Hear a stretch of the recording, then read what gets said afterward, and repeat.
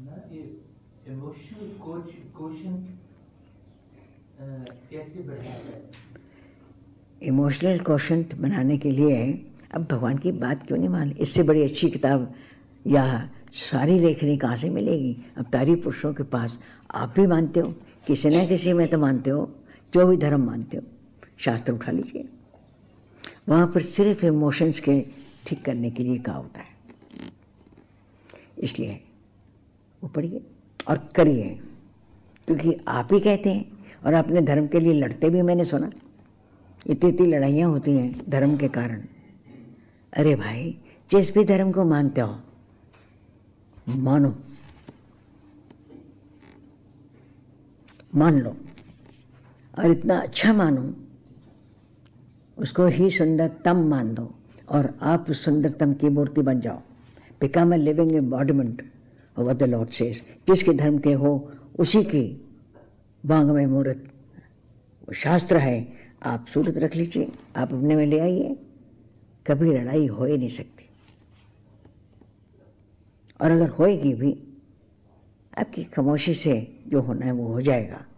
आप बीच में बात आओगे नहीं, दूसरे का भला ही चाहोगे। भला चाहते चाहते भी बुरा हो जाता है, पूरा भगवान के हाथ में। लेकिन भले की बात आपने किसी से कही, फर्ज करो, वो तो अपने अहंकार के साथ इंटरप्रेट करेगा, तो फिर जो मर्जी आंसर निकल जाए, भक्त का कसूर नहीं होता, अवतारी पुरुष का कसूर नहीं होता। और जो सेजेस होते हैं उनका भी दोष नहीं होता। फिर दोष किसका है? मन और बुद्धि का, जिसको गीता में बार बार स्पष्ट शब्दों में कह रहे हैं, मैं ये अर्पित मनो बुद्धि। ये सब दोष मुझे लगा दे, ये सब मुझे पे छोड़ दे। मैं अगर मुझ पे दोष लगा देगा तो अपनी बुद्धि और मन तेरे पावन हो जाएंगे बेशक, या तुझे पता लग जाएगा ये गलत है ही। पर कभी तो ठीक करना सीखो।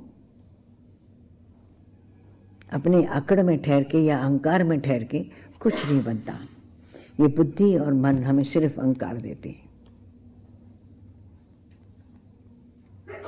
यही इंसान को इंसान से दूर करते हैं। हाँ बेटे, आप कहते हैं ना कि भगवान जी ने तो ये ऑफर किया है कि मेरी बुद्धि ले ले और अपनी गंदी बुद्धि। बेटा वो तो शास्त्र में दिया हुआ, रोजा पढ़ते हैं।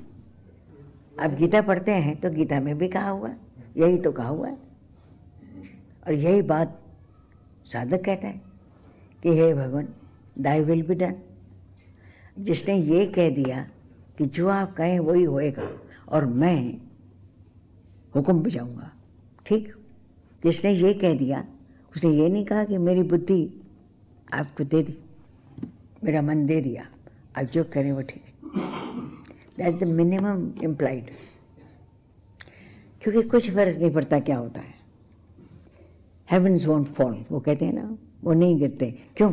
कुछ भी हो गया दुनिया में, कुछ भी हो गया, अंत क्या है? एक मृत्यु। हमारी तो मरने की सराह ही नहीं है। क्यों? हमारा जन्म ही नहीं हुआ तो मरेगा कौन? जब हम ये जानते हैं कि रेखा ने जन्म लिया है, ठीक है, तो कर्म तब ठीक होंगे जब आप मान लें कि फल हमारे हाथ में नहीं। इसलिए अच्छे से अच्छे कर्म का फल क्या होगा, बुरे से बुरे कर्म का फल क्या होगा, ये निश्चित है। हम क्यों बुरे कर्म करें? लेकिन ये एस्केपिस्ट नहीं कर सकता।